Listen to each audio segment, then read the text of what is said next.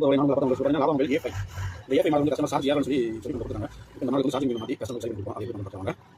Screw எல்லாம் கட்டிச்சு. Screw கட்டு பண்ணணும். ஒரு பண்ணிச்சு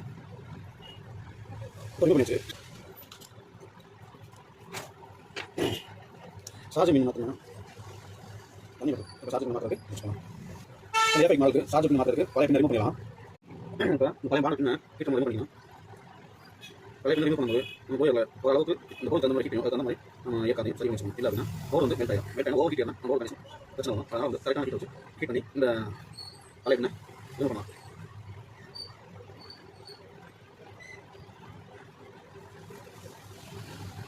ரிமூவ் பண்ணி கொஞ்சம் அந்த ஈவன் லைட்டாக மட்டும் தான் ஹீட்டாக இருக்குது அந்த ரிமூவ் பண்ண முடியும். இப்போ அந்த பின்னை வந்து பழைய பின் ரிமூவ் பண்ணி ஏற்றாச்சு.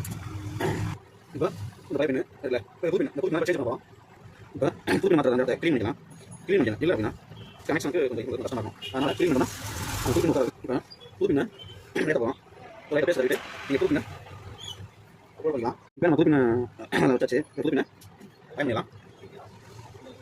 புது பின்னை ஏற்றும் போது அந்த ட்ராக்லாம் கரெக்டாக அளவுக்கு பேஸ்ட் வச்சு கரெக்டாக வச்சு அப்லோட் பண்ணி கரெக்டாக உட்கார வச்சுங்கன்னா லைன் வரும். இல்லை அப்படின்னா நீங்கள் பின் மாற்றி வேஸ்ட் தான். கரெக்டான ஹீட்டும் கரெக்டான ஏறும் போதில் ஓவர் ஹீட் ஆகக்கூடாது. ஓவர் ஹீட் ஆச்சுன்னா போர்டு ட்ராக் கட் ஆகிடும். கரெக்டாக வச்சு அடுத்த ப்ராப்ளம் வரும். சரிங்களா? அப்புறம் நம்ம ஹீட் வந்து கரெக்டான பொசிஷனில் ஒட்டு உட்காந்துச்சு. அவ்வளோதான். பின்னு கரெக்டாக உட்காந்துச்சு. இப்போ புது பச்சை இடத்த க்ளீன் பண்ணிவிட்டு உங்கள் பேஸ்ட் அப்ளை பண்ணிங்க. அப்ளை பண்ணிட்டு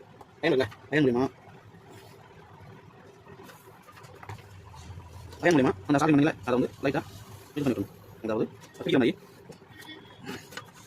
அயன் பண்ணுற மாதிரி நம்ம ஃபிட் பண்ணி விட்டோம்னு சொல்லுவேன். அப்போ தான் கரெக்டாக அதோட உட்காரும்.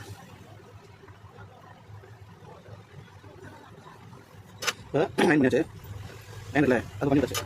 என்னென்னா லைட்டாக சார்ஜிங் வச்சு ஃபிட் பண்ணிவிட்டு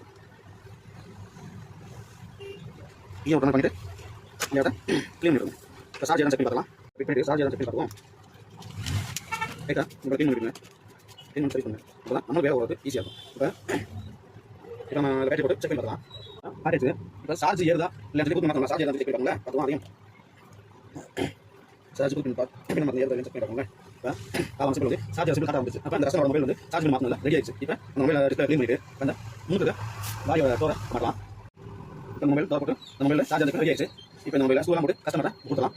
அடுத்த வீடியோ போடும்போது நான் உங்களை 10 அடுத்த வீடியோ சந்திப்போம். நன்றி, வணக்கம்.